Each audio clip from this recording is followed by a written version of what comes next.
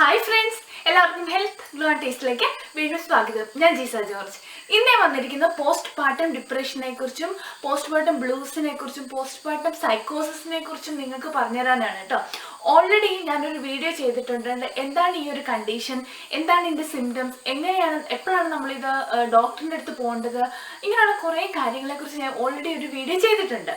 പക്ഷേ ഈ ഒരു വീഡിയോ കണ്ടതിന് ശേഷം കുറേ പേരെനിക്ക് ഇമെയിലായിട്ടും മെസ്സേജായിട്ടും ഒക്കെ അവർ കടന്നു പോകുന്ന പല സ്റ്റേജസിനെ കുറിച്ച് എനിക്ക് മെസ്സേജ് അയക്കുന്നുണ്ട്.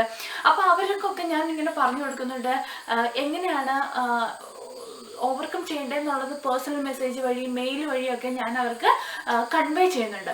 അപ്പോൾ ഈ ഒരു സമയത്തെന്ന് പറയുമ്പോൾ പ്രത്യേകിച്ച് ഒരു കോവിഡ് കണ്ടീഷനൊക്കെ ആയതുകൊണ്ട് തന്നെ കൂടുതൽ ആൾക്കാർക്കും ഈ ഒരു ഡെലിവറിയുടെ സമയത്ത് പ്രഗ്നൻസിയുടെ സമയത്തൊക്കെ അവരുടെ ഹസ്ബൻഡിൻ്റെ ഒക്കെ ഒരു ഹസ്ബൻഡൊന്നും അവരുടെ അടുത്ത് കൂടെ ഇല്ലാത്തതും കൂടെ ഈ ഒരു പ്രശ്നത്തിൻ്റെ കോംപ്ലിക്കേഷൻസ് കൂട്ടുന്നുണ്ട്.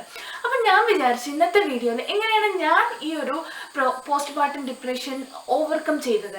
കാരണം എൻ്റെ ഈ ഒരു ഞാൻ എന്തൊക്കെ സ്റ്റെപ്സാണ് ഇത് ഓവർകം ചെയ്യാൻ വേണ്ടി എടുത്തത് എന്നൊക്കെ നിങ്ങളോട് ഷെയർ ചെയ്യുമ്പോൾ നിങ്ങൾക്കത് കുറച്ചും കൂടി എളുപ്പമായിരിക്കും എന്ന് വിചാരിച്ചു കേട്ടോ. അപ്പം അങ്ങനെയാണ് ഇന്നത്തെ വീഡിയോയിൽ ഞാൻ വന്നിരിക്കുന്നത്. നമ്മൾ വിചാരിക്കുന്നത് നിസ്സാരമായിട്ടുള്ളൊരു കാര്യമല്ല ഇത്. കാരണം പോസ്റ്റ് പാർട്ടം ഡിപ്രഷൻ അല്ലെങ്കിൽ സൈക്കോസിസിലേക്ക് വന്ന് കുഞ്ഞിനെ എടുത്ത് എറിഞ്ഞ് കുഞ്ഞിനെ പരിക്കേൽപ്പിക്കുന്ന, അതുപോലെ സൂയിസൈഡ് ചെയ്തൊരു അമ്മേനെ എനിക്കറിയാം. പിന്നെ സൂയിസൈഡിന് വേണ്ടി ശ്രമിച്ച 2-3 പേരെ എനിക്കറിയാം. കാരണം ഇത് നമ്മുടെ സൊസൈറ്റിയിൽ ഇപ്പോഴും ഭയങ്കര അധികമായിട്ട് ഉണ്ടാകുന്നൊരു കണ്ടീഷൻ. അപ്പം ഈ ഒരു വീഡിയോ നിങ്ങൾ പരമാവധി പ്രഗ്നൻ്റ് ആയ ആൾക്കാർക്ക്, പോസ്റ്റ് പാർട്ടം പീരീഡിലുള്ള ആൾക്കാർക്ക്, അതുപോലെ തന്നെ ഇവരുടെയൊക്കെ റിലേറ്റീവ്സിന് ഹസ്ബൻഡിനൊക്കെ ഒന്ന് കാണിച്ചു കൊടുക്കുവാണെങ്കിൽ എങ്ങനെ ഇത് ഓവർകം ചെയ്യാം, ഇതിനെക്കുറിച്ചൊരു ബേസിക് ഐഡിയ കിട്ടാനൊക്കെ ഈ ഒരു വീഡിയോ സഹായിക്കും. അപ്പോൾ നമുക്ക് നേരെ വീഡിയോയിലേക്ക് പോകാം. അതിനും ആരെങ്കിലും ആദ്യമായിട്ടാണ് ഈ ചാനൽ കാണുന്നതെങ്കിൽ അല്ലെങ്കിൽ ഇതുവരെ സബ്സ്ക്രൈബ് ചെയ്തിട്ടില്ലെങ്കിൽ please do subscribe.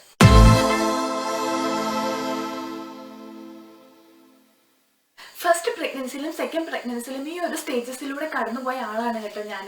First pregnancy കഴിഞ്ഞ് ഡെലിവറി ചെയ്ത് കഴിഞ്ഞപ്പോഴത്തേക്കും എനിക്കൊരു പ്രോബ്ലം ഉണ്ടായിരുന്നു. അതായത് ബ്രസ്റ്റിൻ്റെ നിപ്പിൾസിന് ഓപ്പണിംഗ് ഇല്ലാത്ത രീതിയിൽ പാലം അവിടെ തന്നെ കെട്ടിക്കിടക്കുന്ന ഒരവസ്ഥ. ആ ഒരു ഇത് ഞാൻ പോസ്റ്റ് പ്രഗ്നൻസി സ്റ്റോറിയിൽ ഡീറ്റെയിൽ ആയിട്ട് പറഞ്ഞിട്ടുണ്ടായിരുന്നു. അപ്പോൾ ഈ ഒരു അവസ്ഥ വന്നു കഴിഞ്ഞ ശേഷം എനിക്ക് ആദ്യത്തെ 2 ദിവസം കുഞ്ഞിനെ എടുക്കാനും ഒക്കെ എനിക്ക് പറ്റുമായിരുന്നു കേട്ടോ. പിന്നെ അങ്ങോട്ട് എനിക്ക് ഭയങ്കരമായിട്ട് പെയിൻ ആയതിന് ശേഷം എനിക്ക് കുഞ്ഞിനെ ഒന്ന് എടുക്കാനോ ഒന്നും പറ്റുന്നുണ്ടായിരുന്നില്ല. അപ്പോൾ ഈ ഒരു അവസ്ഥയൊക്കെ ആയിക്കഴിഞ്ഞപ്പോഴത്തേക്കും പിന്നെ എനിക്ക് മെൻ്റലി ഭയങ്കര ഡൗൺ ആയിപ്പോയി. പിന്നെ വരുന്നവരും പോകുന്നവരൊക്കെ പറയും ഇതെന്തായാലും ഇങ്ങനത്തെ ഒരു അവസ്ഥ കേട്ടിട്ടില്ലല്ലോ, കുഞ്ഞിന് പാലില്ലല്ലോ. അപ്പം കുഞ്ഞിന് പാലില്ല, അപ്പം പമ്പ് ചെയ്ത് കൊടുക്കും, ബാക്കി ഒഴിഞ്ഞ് കുഞ്ഞ് കിടന്ന് കരച്ചിൽ. അപ്പം നമുക്ക് ആദ്യം അറിയത്തില്ല. പിന്നെ ഡോക്ടർ പറഞ്ഞു ഫോർമുല മിൽക്ക് കൊടുക്കാൻ പറഞ്ഞു. അപ്പോൾ ഫോർമുല മിൽക്ക് സ്റ്റാർട്ട് ചെയ്തപ്പോൾ കുഞ്ഞിൻ്റെ കരച്ചിലും ബഹളവും ഒക്കെ കുറച്ചൊന്ന് കുറഞ്ഞു കേട്ടോ. കാരണം കുഞ്ഞിന് സഫീഷ്യൻ്റായിട്ട് ഫുഡ് കിട്ടുന്നുണ്ട്. പക്ഷേ ഇത് വരുന്നവരൊക്കെ കുഞ്ഞിന് ഫോർമുല മിൽക്കാണ് കൊടുക്കുന്നത്, വിഷമല്ല, ഇത് കുഞ്ഞിന് കൊടുക്കാവോ, നീ ഒരു അമ്മയല്ലേ, ഇത് ഇത്രയും അറിവുള്ള ആളല്ലേ, നീ പാല് വേണ്ടേ കൊടുക്കാൻ എന്നൊക്കെ പറയുമ്പോൾ അവർ സിമ്പതിക്ക് പറയുന്നതാണോ, അവർ കുഞ്ഞിനുള്ള സ്നേഹം കൊണ്ട് പറയുന്നതൊക്കെ ആയിരിക്കും. പക്ഷേ ഇതൊക്കെ എനിക്ക് മനസ്സിലേക്ക് ഭയങ്കരമായിട്ട് വിഷമമായിട്ട് വരാൻ തുടങ്ങി. കാരണം എൻ്റെ ഒരു പ്രോബ്ലം കൊണ്ട് കുഞ്ഞിന് സഫീഷ്യൻ്റ് പാല് കിട്ടുന്നില്ല, ആ കുഞ്ഞിൻ്റെ ഹെൽത്തിന് ഇത് എഫക്റ്റ് ചെയ്യുമല്ലോ, കുഞ്ഞിൻ്റെ തൂക്കം കുറയുന്നല്ലോ, ഇതൊക്കെ ആലോചിച്ച് എനിക്ക് ഭയങ്കര ടെൻഷനായി. പിന്നെ എനിക്ക് ആകെ ഒരു എന്ന് പറഞ്ഞാൽ ഏത് നേരം ഇരുന്ന് കരച്ചിൽ, രാത്രിയിൽ പകലൊക്കെ ഇരുന്ന് ചുമ്മാ ഇരുന്ന് കരയുക, അങ്ങനെ ഒരു അവസ്ഥയിലോട്ട് പോയി. അതിന് ശേഷം പിന്നെ പിന്നെ ഉറക്കത്തിൻ്റെ ഒരു പ്രശ്നം ഉണ്ടായിരുന്നു. കാരണം രാത്രിയിലൊക്കെ കുഞ്ഞുങ്ങൾ രാത്രികളിലൊക്കെ ആയിരിക്കും ആക്റ്റീവ്, പകലൊക്കെ അവരെ കിടന്നുറങ്ങും. അപ്പോൾ ഈ ഒരു അവസ്ഥ വരുമ്പോൾ പക്ഷെ അതെനിക്ക് കുറച്ചും കൂടെ മാനേജ് ചെയ്യാൻ പറ്റും കേട്ടോ. രാത്രിയൊക്കെ ഞാൻ കുഞ്ഞിനെ എടുത്തുകൊണ്ട് നടക്കുകയൊക്കെ ചെയ്യും. രാവിലെ അമ്മ വരുമ്പോൾ അമ്മച്ചിയുടെ കയ്യിൽ കുഞ്ഞിനെ കൊടുത്തിട്ട് ഞാൻ പോയി കിടന്നുറങ്ങും. ആ ഒരു പ്രശ്നം, ഉറക്കത്തിൻ്റെ പ്രശ്നം എനിക്ക് ഒത്തിരി ഉണ്ടായിരുന്നു. കാരണം അമ്മച്ചീനെ ഒത്തിരി അതിന് ഹെൽപ്പ് ചെയ്തു. പിന്നെ വേറൊരു പ്രശ്നം എന്ന് വെച്ചാൽ ഞാൻ പെട്ടെന്ന് അങ്ങ് വണ്ണം വെച്ചു. എൻ്റെ ഓർമ്മ വെച്ച കാലം മുതൽ ഞാൻ തീരെ മെലിഞ്ഞ ഒരാളായിരുന്നു. എല്ലാവരും പറയും എന്തെങ്കിലും കൊച്ചിനെ കൊടുക്കുക, കൊച്ചിനെ വണ്ണം വയ്ക്കട്ടെ, ആ ഒരു സ്റ്റേജായിരുന്നു ഞാൻ. പക്ഷേ ഡെലിവറി കഴിഞ്ഞപ്പോഴത്തേക്കും പെട്ടെന്ന് ഒരു 55-58 ആ ഒരു റേഞ്ചിലുണ്ടായിരുന്നു. ഞാൻ പെട്ടെന്ന് 81-82 പോയി.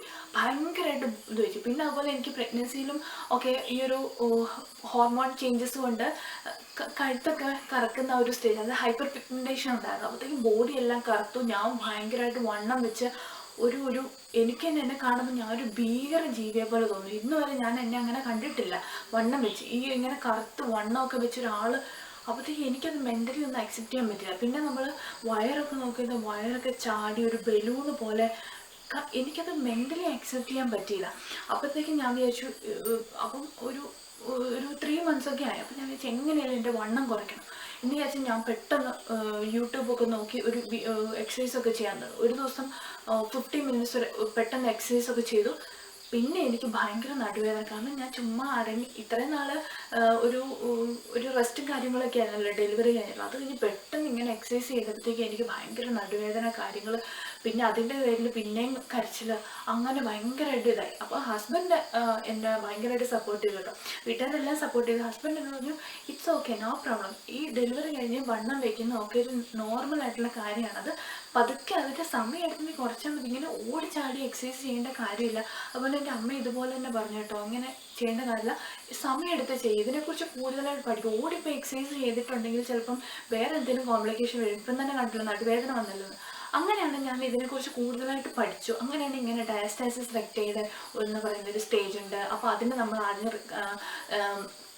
കറക്റ്റ് ചെയ്യണം, പിന്നെ വേണം ബാക്കി എക്സസൈസ് ചെയ്യാന്നൊക്കെ പറഞ്ഞ് ഞാൻ ചെയ്തിട്ടുണ്ടല്ലോ. ഇതിനെക്കുറിച്ച് ഒത്തിരി വീഡിയോ, അത് ഒത്തിരി ഹെൽപ്ഫുൾ ആയെന്ന് പറഞ്ഞു എല്ലാവരും. കാരണം എൻ്റെ ഈ ഒരു സ്റ്റേജിൽ കൂടെ കടന്നു പോയതുകൊണ്ടാണ് ഞാൻ ഇതെല്ലാം കണ്ടുപിടിക്കാനും അതനുസരിച്ച് വണ്ണം കുറയ്ക്കാനൊക്കെ നോക്കിയത്. പിന്നെ ഹസ്ബൻഡ് എന്നോട് പറഞ്ഞു, ഒരു പ്രാവശ്യം ഞാൻ ഇങ്ങനെ ഒരു കുർത്ത എടുക്കാൻ വേണ്ടി ചെന്നപ്പം എനിക്ക് നല്ല രസം തോന്നിയ കുർത്ത, പക്ഷേ എനിക്ക് പാവമാകത്തില്ല. അപ്പോൾ ഹസ്ബൻഡ് പറഞ്ഞു എനിക്ക് നല്ല വിശ്വാസമുണ്ട്, നിനക്ക് ആ വണ്ണം കുറയ്ക്കണം എന്നൊക്കെ ആഗ്രഹമുണ്ട്, ഇത് എടുത്തോ, പതുക്കെ നീ കുറച്ചാൽ മതി, ഓടിപ്പോയി വണ്ണം കുറയ്ക്കേണ്ട, പതുക്കെ പതുക്കെ ഒരു സമയം എടുത്ത് എന്നോട് ഒരു ഗോൾ സെറ്റ് ചെയ്യുക, 1 year ആകുമ്പോഴത്തേക്കും വണ്ണം കുറയ്ക്കാം. അങ്ങനെ ഒരു ഗോൾ സെറ്റ് ചെയ്ത് കാര്യങ്ങൾ പതുക്കെ പതുക്കെ ചെയ്യാൻ പറ്റുന്ന ആ ഒരു സപ്പോർട്ടൊക്കെ കിട്ടിയപ്പോഴത്തേക്കും എനിക്ക് ഓക്കെ ആയിട്ട് പിന്നെ ഞാൻ തന്നെ ഒരു ഇനിഷ്യേറ്റീവ് എടുത്തില്ല, ഇങ്ങനെയൊക്കെ ചെയ്യണം എന്നൊക്കെ വിചാരിച്ച് അങ്ങനെ ഒരു ഫസ്റ്റ് പ്രഗ്നൻസി കടന്നുപോയി.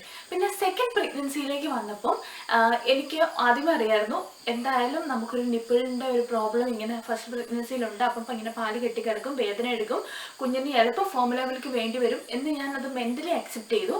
അപ്പോൾ അതിലേക്ക് നോക്കാൻ തുടങ്ങി. അത് ഇങ്ങനെ വന്നുവാണെങ്കിൽ അത് അങ്ങനെ ഉണ്ടെന്ന് പറഞ്ഞ് ഞാനത് റിയലൈസ് ചെയ്യാൻ തുടങ്ങി. പിന്നെ ഒരു കാര്യം കൂടെ ഞാൻ വിചാരിച്ചു, വണ്ണം ചിലപ്പം വെക്കാൻ സാധ്യതയുണ്ട്. ഫസ്റ്റ് പ്രഗ്നൻസിയിൽ ഒത്തിരി കമൻസ് കിട്ടും, നീ അങ്ങ് വണ്ണം വെച്ചല്ലോ, കുഞ്ഞിന് തീരെ വണ്ണം ഇല്ല, ഇങ്ങനെയൊക്കെ കുറേ കമൻസ് വന്നു. അപ്പോൾ ഇപ്പോഴും ഞാൻ സെക്കൻഡ് പ്രഗ്നൻസി ആയപ്പോഴും ആ ഒരു ഡെലിവറിയുടെ സമയത്തൊക്കെ ഞാൻ മെൻ്റലി പ്രിപ്പയർ ചെയ്തു, ഓക്കെ വണ്ണം വെക്കും. ഫസ്റ്റ് പ്രഗ്നൻസിയിൽ ഞാൻ വണ്ണം വെച്ചല്ലോ, സക്സസ്ഫുള്ളി ഞാൻ വണ്ണം കുറഞ്ഞ് ബാക്ക് ടു നോർമലായി. അതുപോലെ തന്നെ ഈ ഒരു പ്രഗ്നൻസിയിൽ വണ്ണം വെച്ചോട്ടെ, കുഴപ്പമില്ല, ഇത് കഴിയുമ്പോൾ എനിക്ക് വണ്ണം കുറയ്ക്കാം. ഈ ഒരു പ്രോബ്ലം വന്നാലും ഞാൻ ഫേസ് ചെയ്യാൻ ഞാൻ റെഡി ആയിരുന്നു. പക്ഷേ സെക്കൻഡ് പ്രഗ്നൻസി കഴിഞ്ഞു ഡെലിവറി ഒക്കെ ആയ സമയത്ത് ഞാൻ 8th month ഒരു അവസാനത്തേക്കാണ് ഞാൻ ബാംഗ്ലൂരിൽ നിന്ന് നാട്ടിലേക്ക് വന്നത്. അപ്പോൾ ഈ ഒരു സാധാരണ ഞങ്ങൾ ഒരു 2 months ഒക്കെ ആകുമ്പോഴത്തേക്കും ബാംഗ്ലൂരിൽ നിന്ന് എൻ്റെ വീട്ടിൽ വരും, അങ്ങനെയൊക്കെയായിരുന്നു. പക്ഷേ ഈ ഒരു ലോക്ക്ഡൗണിൻ്റെ ഇതായതുകൊണ്ട് ഏകദേശം 1 വർഷത്തോളം കഴിഞ്ഞതിന് ശേഷമാണ് ഞാൻ ഈ ഒരു ഡെലിവറിയുടെ സമയത്തേക്ക് നാട്ടിലെത്തിയത്. അതുകൊണ്ട് തന്നെ മോക്ക് വീട്ടുകാരുമായിട്ട് വീഡിയോ കോളൊക്കെ ചെയ്യുന്നുണ്ടെങ്കിലും ഡയറക്റ്റ് ഒരു കണ്ടടുപ്പില്ലാത്തതുകൊണ്ട് പെട്ടെന്ന് ഇവരുമായിട്ട് സിങ്ക് ആയില്ല. അവരോട് ശരിക്കും വർത്താനൊക്കെ പറയും, പക്ഷെ ഭക്ഷണം കൊടുക്കണമെങ്കിൽ ഞാൻ വേണം, കിടക്കണമെങ്കിൽ എൻ്റെ കൂടെ മാത്രമേ കിടക്കുള്ളൂ, അങ്ങനെയൊക്കെ പോയി. നമ്മൾ പരമാവധി കാരണം ഒരു ഡെലിവറി ഒക്കെ എടുക്കുമ്പോഴത്തേക്കും ഒന്ന് മാറ്റി കിടത്തി പഠിപ്പിക്കുകയാണ്, അതാണല്ലോ നല്ലത്. പക്ഷേ എന്ത് ചെയ്തിട്ടും ജുവാൻ എൻ്റെ കൂടെ മാത്രമേ കിടക്കത്തുള്ളൂ. പക്ഷെ നമ്മളെന്നാൽ ഒത്തിരി ഫോഴ്സും ചെയ്തില്ല കേട്ടോ, അവളുടെ ഒരു ഇഷ്ടത്തിന് വിടുകയാണ് ചെയ്തത്. പക്ഷേ ഇവരുടെ പകലൊക്കെ ഇവരുടെ കൂടെ കളിക്കുകയും എല്ലാം ചെയ്യും, ഭക്ഷണം കൊടുക്കാനും കിടക്കാനും ഞാൻ തന്നെ വേണം. അങ്ങനെ അത് കഴിഞ്ഞ് ഡെലിവറി കഴിഞ്ഞു വന്നപ്പോഴത്തേക്കും എനിക്ക് ഒന്ന് ജുവാൻ എന്നോട് നല്ലോണം അറ്റാച്ച്ഡ് ആയിട്ടിരിക്കുന്നുണ്ട്. പിന്നെ രണ്ടാമത്തെ കൊച്ചു വന്നു, ഇപ്പോഴും എനിക്ക് നിപ്പിളിൻ്റെ പ്രോബ്ലംസ് ഉണ്ട്, പെയിൻ ഉണ്ട്, എല്ലാം ഉണ്ട്. അപ്പോൾ ഇതെല്ലാം കൂടെ ആയപ്പോഴത്തേക്ക് എനിക്ക് മാനേജ് ചെയ്യാൻ പറ്റില്ല. ഫസ്റ്റ് പ്രഗ്നൻസിക്കാളും ഒരു ഡിപ്രഷൻ്റെ അല്ലെങ്കിൽ ഒരു പോസ്റ്റ്മോർട്ടം ബ്ലൂസിൻ്റെ ഒരു ഇൻറ്റൻസിറ്റി ഒരു സെക്കൻഡ് പ്രഗ്നൻസിയിലായിരുന്നു എനിക്ക് കൂടുതൽ. കാരണം വെച്ചാൽ രണ്ടുപേരും ഞാനൊരു നല്ല അമ്മയാണെന്നൊക്കെ ഞാൻ ചിലപ്പോൾ ചിന്തിക്കാൻ തുടങ്ങി. എനിക്ക് ചില സമയത്തൊക്കെ എല്ലാം കൂടി മോളുടെ കാര്യം, കൊച്ചിനെ എങ്ങനെ മാനേജ് ചെയ്യും, ചെറിയ കൊച്ചിനെ എങ്ങനെ മാനേജ് ചെയ്യും, ഇതെല്ലാം കൂടെ ആലോചിച്ച് പിന്നെ എനിക്ക് ഭയങ്കരമായിട്ട് പെയിൻ വരുന്നുണ്ടല്ലോ. നിപ്പിളിൽ പാല് നിങ്ങൾക്കറിയാം, ബ്രസ്റ്റിൽ പാലൊക്കെ കെട്ടിക്കിടക്കുന്ന ആ ഒരു സ്റ്റേജൊക്കെ നമ്മൾ ചിന്തിക്കുന്നതിനൊക്കെ ഭയങ്കര പെയിൻ ആയിരിക്കും. ആ ഒരു ഇതൊക്കെ വന്നപ്പോഴത്തേക്ക് എനിക്ക് ശരിക്കും പറഞ്ഞാൽ എങ്ങോട്ടെങ്കിലും ഒന്ന് ഓടിപ്പോയാലോ എന്നൊക്കെ എനിക്ക് തോന്നിപ്പോയി. ഭയങ്കരമായിട്ട് എനിക്കത് ചിലപ്പോൾ ഒന്ന് ഹാൻഡിൽ ചെയ്യാൻ പറ്റാത്തൊരവസ്ഥ വന്നു. ഫസ്റ്റ് പ്രഗ്നൻസിയിൽ എനിക്ക് ഒത്തിരി ദേഷ്യം അങ്ങനെയൊന്നും വന്നില്ല. പക്ഷേ ഈ ഒരു പ്രഗ്നൻസി കഴിഞ്ഞ് ഡെലിവറി ഒരു പോസ്റ്റ്മോർട്ടം ടൈം ആയപ്പോഴത്തേക്ക് എനിക്കിതെല്ലാം കൂടെ വന്നിട്ട് എനിക്ക് ഭയങ്കരമായിട്ട് ദേഷ്യം വരാൻ തുടങ്ങി. ചെറിയ കാര്യത്തിന് ഞാൻ പൊട്ടിത്തെറിക്കാൻ തുടങ്ങി. പരമാവധി ഞാൻ കൺട്രോൾ ചെയ്യാനൊക്കെ നോക്കും, പക്ഷേ ചിലപ്പോൾ എങ്കിലും ഞാൻ ഭയങ്കരമായിട്ട്, എനിക്ക് ഓർമ്മ 2 പ്രാവശ്യം ഞാൻ ഭയങ്കരമായിട്ട് ദേഷ്യപ്പെട്ടു. അപ്പച്ചനും അമ്മച്ചും എൻ്റെ ഫാദറും മദറും ആയിരുന്നു. പക്ഷെ അവർ വളരെ സമചിത്തതയോടെയാണ് അതിനെ ഒന്ന് ഫേസ് ചെയ്തത് കേട്ടോ. എന്നോട് തിരിച്ചൊന്നും ദേഷ്യപ്പെടുക ഒന്നും ചെയ്തില്ല. അവരൊന്നും മിണ്ടിയില്ലെന്നുള്ള, എന്നോടൊന്നും തിരിച്ചൊന്നും പറഞ്ഞില്ല. അവരത് കേട്ടിരുന്നു. അവർ എന്നെ ഒരു അത്ഭുതത്തോടെയാണ് നോക്കി, ഇതെന്താ ഈ കൊച്ചി ഇങ്ങനെയെന്നുള്ള രീതിയിൽ നോക്കുക മാത്രം ചെയ്തു. അതിന് കുറച്ച് കഴിഞ്ഞപ്പോൾ എനിക്കൊരു സമകാല ബോധം വന്നപ്പോൾ ഞാൻ അവരുടെ അടുത്ത് പോയി സോറിയൊക്കെ പറഞ്ഞു. എന്നിട്ട് ഞാനിങ്ങനെ പറഞ്ഞു, എനിക്കിങ്ങനെ കുറച്ച് പ്രോബ്ലംസ് ഒക്കെ ഉണ്ട്. ഞാൻ ആക്ച്വലി അത് ആരോടും ഇങ്ങനെ ഷെയർ ചെയ്യാതെ ഇങ്ങനെ ഇരിക്കുമായിരുന്നു. ഞാനിങ്ങനെ ഉള്ളിൽ തന്നെ എല്ലാം ഒതുക്കി. കാരണം വെച്ചാൽ നമ്മുടെ ഉള്ളിൽ എന്തുണ്ടെന്ന് വേറൊരാൾക്ക് അറിയണമെങ്കിൽ നമ്മൾ തുറന്ന് സംസാരിച്ചാൽ എല്ലാവർക്കും അറിയത്തുള്ളൂ. അപ്പോൾ അങ്ങനെ ഞാനിങ്ങനെ തുറന്ന് സംസാരിക്കാൻ തുടങ്ങി. പിന്നെ എനിക്കിത് എങ്ങനെയാലും ഇതിൽ നിന്ന് ഓവർകം ചെയ്യണം എന്നൊക്കെ വന്നു. അപ്പോൾ ഞാൻ ജുവാനെ രാത്രിയിൽ ഇപ്പം എൻ്റെ കൂടെ കിടത്താൻ തുടങ്ങി. അമ്മച്ചിയുടെ കൂടെ ചെറിയ മോനെ കിടത്തും. അങ്ങനെ രണ്ടുപേർക്കും ഈക്വലി സമയം സ്പെൻഡ് ചെയ്യാൻ വേണ്ടി ഞാൻ ശ്രദ്ധിച്ചു തുടങ്ങി. പിന്നെ എനിക്ക് ടെൻഷൻ വരുന്ന സമയത്ത്, എനിക്കത് പറ്റത്തില്ലെന്ന് പറയുന്ന സമയത്ത് ഞാൻ ഇടയ്ക്കൊന്ന് ബ്രേക്ക് എടുക്കാൻ തുടങ്ങി. അതിനൊക്കെ വീട്ടുകാരെന്നെ ഒത്തിരി ഹെൽപ്പ് ചെയ്തു കേട്ടോ. അതിനുശേഷം പിന്നെ ഞാൻ കോമഡി വീഡിയോസ് കണ്ടു, അല്ലെങ്കിൽ എന്തെങ്കിലും കോമഡി ഷോസൊക്കെ ഉണ്ടല്ലോ, അപ്പോൾ അതൊക്കെ ഇങ്ങനെ കണ്ടു. പിന്നെ വേറൊരു പ്രശ്നം എൻ്റെ ഇടയ്ക്ക് വന്നത്, എനിക്ക് ഈ ഒരു സമയത്ത് എനിക്ക് യൂട്യൂബ് ഉണ്ടല്ലോ. അപ്പം ഫസ്റ്റ് മന്ത് എനിക്ക് തീരെ പറ്റാത്തതുകൊണ്ട് ഞാൻ വീഡിയോ ഒന്നും ഇട്ടില്ല. ഫസ്റ്റ് മന്ത് മുതൽ ഞാൻ പിന്നെ ഡെലിവറി കഴിഞ്ഞ് 1 മാസം കഴിഞ്ഞ മുതൽ വീക്കിലി ഓരോ വീഡിയോ ഇടാൻ തുടങ്ങി.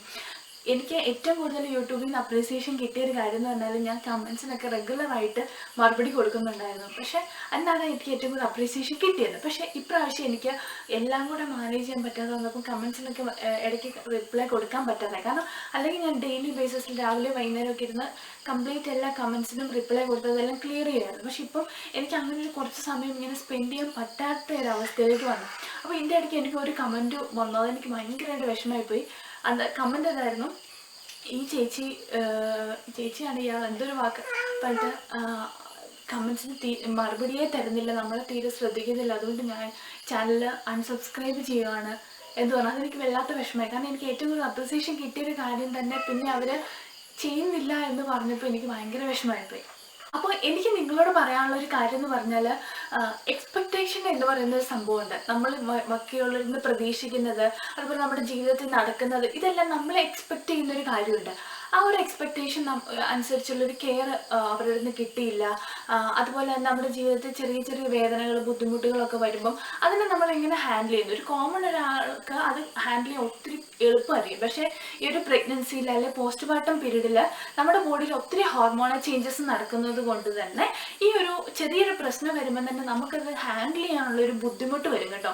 അപ്പം നമ്മൾ എന്താ ചെയ്യേണ്ടതെന്ന് വെച്ചിട്ടുണ്ടെങ്കിൽ, ഇപ്പം എന്നെ കണ്ടുകൊണ്ടിരിക്കുന്ന എല്ലാവരോടും ഞാൻ പറയണം, നമ്മുടെ മനസ്സിലുള്ള ആ വിഷമങ്ങളും എല്ലാം ബാക്കിയുള്ളവരോട് ഒന്ന് തുറന്നു പറയാം പറ്റുന്ന പോലെ. കാരണം ചിലരൊക്കെ എന്ന് പറഞ്ഞാൽ അവർ നമ്മളെ ഒട്ടും മൈൻഡ് ചെയ്യത്തില്ല. അത് ചിലപ്പം ആരും ആയിക്കോട്ടെ, ഇപ്പം നമ്മളെ ഒന്ന് അക്സെപ്റ്റ് ചെയ്ത് നമ്മൾ പറയുന്നതെല്ലാം കേട്ടിരിക്കുന്ന അങ്ങനെ ഒരാളോട് നമ്മുടെ മനസ്സിലെല്ലാം ഒന്ന് തുറന്നു പറയുക. അതുപോലെ തന്നെ നമുക്ക് വേണ്ടി കുറച്ച് സമയം മാറ്റി വയ്ക്കുക. അത് ചിലപ്പോൾ നിങ്ങൾക്ക് ഇഷ്ടമുള്ളൊരു വീഡിയോ കാണാനോ, സിനിമ കാണാനോ, അല്ലെങ്കിൽ ബുക്ക് വായിക്കാനോ ഒന്നുമില്ല, വൈകുന്നേരങ്ങളിൽ കുറച്ച് നേരം ഒന്ന് ചുമ്മാ മുറ്റത്തൂടെ ഇറങ്ങി നടക്കാനോ, ഇങ്ങനെയുള്ള ചെറിയ ചെറിയ കാര്യങ്ങൾക്ക് വേണ്ടി നമ്മൾ കുറച്ച് സമയം മാറ്റി വയ്ക്കുക. പിന്നെ ഞാൻ എപ്പോഴും ഈ ഒരു ഫസ്റ്റ് പ്രഗ്നൻസിയിലും സെക്കൻഡ് പ്രഗ്നൻസിയിലും പോസ്റ്റ്മോർട്ടം പീരീഡിലൊക്കെ ഞാൻ മനസ്സിൽ വിചാരിച്ചിരുന്ന എന്തെങ്കിലും ഒരു ബുദ്ധിമുട്ട് വരുമ്പോൾ ഞാൻ വിചാരിക്കുന്ന ഒരു കാര്യമാണ്, ഈ സമയം കടന്നു പോകും. അങ്ങനെ ഞാൻ വിചാരിച്ചു, ഈ ഒരു സമയം കടന്നു. അപ്പോൾ നമ്മുടെ ജീവിതത്തിൽ ഇതിപ്പോൾ എന്ന് പറയുമ്പം നമ്മൾ ചിന്തിക്കുകയാണെങ്കിൽ മിക്കവാറും ആൾക്കാരുടെ ജീവിതത്തിൽ പോസ്റ്റ്മോർട്ടം പീരീഡിൽ ഉണ്ടാകുന്ന ഒരു കാര്യമാണ് ഈ പോസ്റ്റ്മോർട്ടം ബ്ലൂസ് എന്ന് പറയുന്നത്.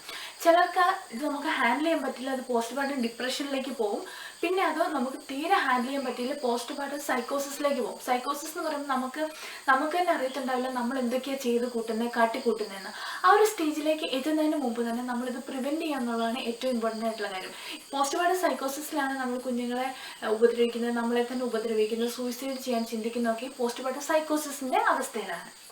ഇങ്ങനെ ഇവരുടെ വീട്ടുകാരോട് എനിക്ക് പറയാനുള്ളത്, അല്ലെങ്കിൽ റിലേറ്റീവ്സിനോട്, അല്ലെങ്കിൽ ഹസ്ബൻഡിനോടൊക്കെ എനിക്ക് പറയാനുള്ളൊരു കാര്യം എന്ന് പറഞ്ഞാൽ, നമ്മളിപ്പം അവരെ കുറ്റപ്പെടുത്താതിരിക്കും. മൂഡ് സ്വിങ്സിൻ്റെ ഒക്കെ ഒരു പരമോന്നതമായ ഒരു സ്റ്റേജാണ് ഈ പ്രഗ്നൻസിയും പോസ്റ്റ്മോർട്ടം ഒക്കെ. പ്രഗ്നൻസിയിൽ എന്ന് പറഞ്ഞാൽ മൂഡ് സ്വിങ്സ് വരുമ്പം അവർ കുറച്ചും കൂടെ അവരെ ഇങ്ങനെ കെയർ ചെയ്യും, സാരമില്ല പോട്ടെ എന്ന് സമാധാനിപ്പിക്കും. പക്ഷേ കുഞ്ഞുണ്ടായി കഴിയുമ്പോൾ അവർ പ്രഗ്നൻ്റ് അല്ലല്ലോ, ഡെലിവറി ഒക്കെ കഴിഞ്ഞാൽ ഇനിയിപ്പം നിൻ്റെ പ്രശ്നം എന്താ എന്നും പറഞ്ഞ് അവരെ ഇങ്ങനെ കുറ്റപ്പെടുത്താതിരിക്കുക. ഇങ്ങനെ മൂഡ് സ്വിങ് ആയിരിക്കുന്ന അവസ്ഥയിൽ എന്തിനാ നീ ചിന്തിച്ചു കൂട്ടുന്ന ഓരോന്ന് എന്നൊക്കെ പറഞ്ഞ് എന്തിനാ ഇങ്ങനെ മൂഡ് ഓഫ് ആയിട്ടിരിക്കുന്നതെന്ന് പറഞ്ഞ് അവരെ കുറ്റപ്പെടുത്താതിരിക്കുക. അവർക്ക് ഇങ്ങനെ ഒരു അവസ്ഥ ഉണ്ടെന്നുള്ളത് പലർക്കും അറിയില്ല. അതാണൊരു വല്ലാത്തൊരു ഈ ഒരു ഇത്രയും കോംപ്ലിക്കേറ്റഡ് ആവാനുള്ള ഒരു കാരണം തന്നെ. അപ്പം നിങ്ങൾ എന്താ ചെയ്യേണ്ടത് വെച്ചിട്ടുണ്ടെങ്കിൽ അവർക്ക് ഇഷ്ടമുള്ള കാര്യങ്ങൾ ചെയ്യാൻ അവർ സമ്മതിക്കുക. കുറച്ച് നേരം അവരെ ഒന്ന് ഫ്രീ ആയിട്ട് വിടാൻ നോക്കുക. വീട്ടുകാർ ബാക്കിയുള്ളവർ കുഞ്ഞുങ്ങളെയൊക്കെ നോക്കി കുറച്ച് സമയമെങ്കിലും അവരെ ഒന്ന് അവരുടെ ഇഷ്ടത്തിന് വിടുക. പിന്നെ അവരെ സമാധാനിപ്പിക്കുക. പിന്നെ മോട്ടിവേഷൻ ഒത്തിരി കൊടുക്കുക. കാരണം ഈ ഒരു ഇങ്ങനെ ഉള്ള ആൾക്കാരൊക്കെ ഇങ്ങനെ അയ്യോ എന്നെക്കൊണ്ട് ഒന്നിനും കൊള്ളത്തില്ലല്ലോ, ഞാനെന്താ ഇങ്ങനെ എന്നൊക്കെ പറഞ്ഞ് പിന്നെ ആവശ്യമില്ലാതെ കരയും. അപ്പം അങ്ങനെയുള്ള സമയത്ത് നമ്മൾ ദേഷ്യം പിടിക്കുകയല്ല വേണ്ടത്, അവരിങ്ങനെ കണ്ടിന്യൂസ് ആയിട്ട് മോട്ടിവേറ്റ് ചെയ്തുകൊണ്ടിരിക്കുക. നമ്മളെക്കൊണ്ട് പരമാവധി ഇങ്ങനെ മോട്ടിവേറ്റ് ചെയ്ത് കാരണം നമ്മുടെ മോള്, നമ്മുടെ വൈഫ്, നമ്മുടെ സിസ്റ്റർ ആണല്ലോ ഈ ഒരു സ്റ്റേജിൽ എത്തിയത്. അപ്പം നമ്മൾ നമ്മുടെ റെസ്പോൺസിബിലിറ്റിയാണ് ആ ഒരു സ്റ്റേജിൽ നിന്ന് അവരൊന്ന് പിടിച്ച് കയറ്റിക്കൊണ്ട് വരിക എന്നുള്ളത്. പിന്നെ ഞാൻ പറഞ്ഞില്ല, ഇതിനെക്കുറിച്ച് ഞാൻ ഡീറ്റെയിൽ ആയിട്ടൊരു വീഡിയോ ചെയ്തിട്ടുണ്ട്. അപ്പോൾ ആ ഒരു വീഡിയോ നിങ്ങൾ പരമാവധി ആൾക്കാർ കാണേണ്ട ഒരു വീഡിയോ ആണ് കേട്ടോ. കാരണം ഇതിൻ്റെ അകത്ത് ഡീറ്റെയിൽ ആയിട്ട് പറയുന്നുണ്ട് എന്താണ് സിംറ്റംസ്, എന്താണ് ഇതിന് കാരണം, എപ്പം ഡോക്ടറെ കാണണം എന്നൊക്കെ. അപ്പോൾ അതിൻ്റെ ലിങ്ക് ഡിസ്ക്രിപ്ഷൻ ബോക്സിലും കൊടുക്കാം, കാർഡിലും മെൻഷൻ ചെയ്യാം. ഞാൻ കോമൺ ആയിട്ടുള്ള ചില സിംറ്റംസ് പറയാം. ഭയങ്കര മൂഡ് സ്വിങ്സ് ആയിരിക്കും, ഒരു ആവശ്യമില്ലാതിരുന്ന് കരയുക, അവർക്ക് ഉറക്കം ഉണ്ടാകത്തില്ല, അന്തർമുഖരായിരിക്കുക, ആരോടും മിണ്ടാതിരിക്കുക, അങ്ങനെ ഭയങ്കരമായിട്ടൊരു ഉൾവലിയുന്നൊരു സ്വഭാവം, പിന്നെ എന്തിനും ദേഷ്യപ്പെടുക, ചിലപ്പോൾ ആണ് എന്ത് ചോദിച്ചാലും റെസ്പോൺസ് ഇല്ലാതിരിക്കുക, കുഞ്ഞിനെ ശ്രദ്ധിക്കാതിരിക്കുക. ഇങ്ങനെയൊക്കെയാണ് ഇനീഷ്യലി വരുന്ന പ്രശ്നങ്ങൾ. പിന്നെ അങ്ങോട്ടേക്ക് പോകുന്ന സമയത്തൊക്കെ ആണെങ്കിൽ കുഞ്ഞിനെ ഉപദ്രവിക്കാൻ തുടങ്ങും, സ്വയം വൂൺസൊക്കെ ഉണ്ടാക്കാൻ നോക്കും. ഇത് സൈക്കോസിസിലേക്ക് എത്തും കേട്ടോ. അപ്പം നിങ്ങൾ എന്താ ചെയ്യേണ്ടത് വെച്ചാൽ ഇനിഷ്യലി ഒക്കെ ഇപ്പം ഇതിൻ്റെ ഒരു ഓവറോൾ നമുക്ക് എങ്ങനെ മാനേജ് ചെയ്യാമെന്ന് ചോദിച്ചിട്ടുണ്ടെങ്കിൽ ഇനിഷ്യലി നിങ്ങൾ അവർക്ക് സപ്പോർട്ട് കൊടുക്കുക. റിലേറ്റീവ്സ്, ഹസ്ബൻഡ്സ്, പേരൻസ് ഒക്കെ സപ്പോർട്ട് കൊടുക്കുക. അവരെ മനസ്സിലാക്കാൻ ശ്രമിക്കുക. ഞങ്ങളുണ്ട് നിൻ്റെ കൂടെ എന്ന് പറഞ്ഞ് അവരെ മനസ്സിലാക്കാൻ ശ്രമിക്കുക. പിന്നെ ഈ ഇത് നമുക്ക് നിങ്ങളുടെ കയ്യിൽ നിൽക്കുന്നില്ല എന്നുള്ളൊരു അവസ്ഥ വന്നിട്ടുണ്ടെങ്കിൽ ഡോക്ടറെ കാണിക്കുക, കൗൺസിലിംഗ് തരും. ഡോക്ടർ എന്ന് പറയുമ്പോൾ ഗൈനക്കോളജിസ്റ്റ്, നിങ്ങൾ ട്രീറ്റ് ചെയ്യുന്ന ഗൈനക്കോളജിസ്റ്റിനെ തന്നെ കാണിച്ചാൽ മതി. അപ്പോൾ അവർ ഗൈഡ് ചെയ്യും ഇനി എങ്ങോട്ട് പോകണം, ഇത് കൗൺസിലിംഗ് മാറുമോ, മെഡിസിൻസ് എടുക്കുക, അതനുസരിച്ച് അവർ തന്നെ നിങ്ങളുടെ അടുത്ത് പറയും കേട്ടോ. അപ്പോൾ നിങ്ങൾ ആദ്യം ഒരു ഡോക്ടറെ കണ്ടാൽ മതി. ഇനിയിപ്പം ഈ ഒരു അവസ്ഥയിലൂടെ പോകുന്ന ആൾക്കാർ വിചാരിക്കുക, നമുക്കൊരു എക്സ്പെക്റ്റേഷൻ ഉണ്ടാവുമല്ലോ നമ്മുടെ പേരൻസിൽ നിന്ന്, ഹസ്ബൻഡിൽ നിന്നൊക്കെ ഇങ്ങനെ കെയർ കിട്ടണം നമ്മൾ എക്സ്പെക്റ്റ് ചെയ്യും. ചിലപ്പോൾ അത് വരത്തുണ്ടാവില്ല, പിന്നെ നമുക്ക് കിട്ടത്തുണ്ടാവില്ല. പിന്നെ നമ്മളെ കാണാൻ വരുന്ന ഒത്തിരി ആൾക്കാരുണ്ടാവും, അവർ പല കമൻസ് പറയും, പോസിറ്റീവായ കമൻസ് പറയും, നെഗറ്റീവ് പറയും. അതൊന്നും നിങ്ങൾ ഉള്ളിലേക്ക് എടുക്കേണ്ട കേട്ടോ. അത് അവരുടെ ഒരു ആൻസൈറ്റി കൊണ്ട്, അവരുടെ ഒരു സിമ്പതി കൊണ്ട്, അവരുടെ മനസ്സിൽ വരുന്ന കാര്യങ്ങൾ അവർ പറയുന്നതേ ഉള്ളൂ. പക്ഷെ അത് നമുക്ക് എങ്ങനെ ഹേർട്ടാവും എന്നുള്ള അവർ ചിലപ്പോൾ ചിന്തിച്ചെന്ന് വരത്തില്ല. അപ്പം നിങ്ങളതിനെ മൈൻഡ് ചെയ്യണ്ട. എനിക്ക് പറയാൻ എളുപ്പമാണ്, ഞാൻ ഈ സ്റ്റേജിൽ കൂടെ കടന്നുപോയ ആളോ. പക്ഷെ നിങ്ങളങ്ങനെ അതിനങ്ങ് വിട്ടുകളയാം. അത് സാരമില്ല, അത് അവരുടെ അറിവില്ലായ്മ കൊണ്ട് പറഞ്ഞതായിരിക്കും, എന്നെക്കൊണ്ട് മാക്സിമം ഞാൻ ചെയ്യുന്നുണ്ടല്ലോ എന്ന് വിചാരിക്കും. പിന്നെ നിങ്ങൾ തന്നെ ഒരു ഇനിഷ്യേറ്റീവ് എടുക്കുക, എപ്പോഴും എൻഗേജ് ആയിട്ടിരിക്കാൻ നോക്കുക, നിങ്ങൾക്ക് ഇഷ്ടമുള്ള കാര്യങ്ങൾ ചെയ്യുക. നമ്മൾ ചെയ്യുന്ന കാര്യത്തിൽ 100% കോൺസെൻട്രേഷൻ കൊടുത്ത് ഓരോ കാര്യങ്ങൾ ചെയ്യാൻ ശ്രദ്ധിക്കുക. അപ്പോൾ അത്രയും കാര്യമാണ് എനിക്കിന്ന് നിങ്ങളായിട്ട് ഷെയർ ചെയ്യാനുള്ളതായിട്ട്. ഇത് നിങ്ങളുടെ മനസ്സിൽ വയ്ക്കുക. ഞാൻ ഇതുപോലെയൊക്കെയാണ് ഇത് പതുക്കെ ഓവർകം ചെയ്ത് വന്നത്. ഇപ്പം കുഞ്ഞിന് 3 months ആയിട്ടുണ്ട്. അപ്പം ഞാനിപ്പം പരമാവധി ഈ കുഞ്ഞിന് സമയം സ്പെൻഡ് ചെയ്യുന്നുണ്ട്, കുഞ്ഞിൻ്റെ കൂടെ ജുവാൻ്റെ കൂടെ സമയം സ്പെൻഡ് ചെയ്യുന്നുണ്ട്. ജുവാന് വേണ്ടി ഞാൻ കുറച്ച് ബുക്കുകളും കാര്യങ്ങളൊക്കെ മേടിച്ചു, കളറിങ് ബുക്സൊക്കെ. അവളിപ്പം 3 years ആവുന്നു. അപ്പോൾ അവളുടെ കൂടെ ഇരുന്ന് ഇങ്ങനത്തെ കുറച്ച് കാര്യങ്ങളൊക്കെ ചെയ്യാൻ വേണ്ടി ഞാൻ കുറച്ച് സമയം മാറ്റി വയ്ക്കുന്നുണ്ട്. കളർ ചെയ്യാനും ബുക്കുകളൊക്കെ ചെയ്യാനും അങ്ങനെയൊക്കെ ഞാൻ കുറച്ച് സമയം മാറ്റി വയ്ക്കുന്നുണ്ട്. പിന്നെ എനിക്ക് തന്നെ ഞാൻ കുറച്ച് സമയം മാറ്റി വയ്ക്കുന്നുണ്ട്. കുറച്ച് നേരം ഒരു പകൽ കുറച്ച് നേരങ്ങൾ ഒരു മണിക്കൂറെങ്കിലും ഉറങ്ങാൻ വേണ്ടി ഞാൻ സമയം മാറ്റി വയ്ക്കുന്നുണ്ട്. കാരണം ആ ഒരു സമയം അഡ്ജസ്റ്റ് ചെയ്തിട്ട് ജുവാനും പകൽ കുറച്ച് നേരം ഉറങ്ങും, ആ ഒരു സമയത്ത് ഞാനും കിടന്നുറങ്ങാൻ. മോന് എന്നെ വീട്ടുകാർ കുറച്ചും കൂടെ ശ്രദ്ധിക്കുന്നുണ്ട് കേട്ടോ. അപ്പോൾ എനിക്ക് ഇങ്ങനെയൊക്കെ സമയം ഇങ്ങനെ മാനേജ് ചെയ്യാൻ കുറച്ചും കൂടെ ഈസിയാണ്. അപ്പോൾ നിങ്ങൾ ഇതുപോലെയുള്ള ചെറിയ കാര്യങ്ങളൊക്കെ ചെയ്ത് എപ്പോഴും സന്തോഷത്തോടെ ഇരിക്കുക കേട്ടോ. നമ്മൾ എപ്പോഴും സന്തോഷത്തോടെ ഇരിക്കും, നമുക്ക് മനസ്സിന് സന്തോഷം തരുന്ന കാര്യങ്ങളൊക്കെ ചെയ്തുകൊണ്ടിരിക്കുക. അപ്പോൾ അത്രയും ഇന്നത്തെ വീഡിയോ എല്ലാം സന്തോഷത്തോടെ ഇരിക്കുക. Be happy, keep smiling. നമുക്ക് അടുത്ത വീഡിയോ ആയിട്ട് കാണാം. ബൈ.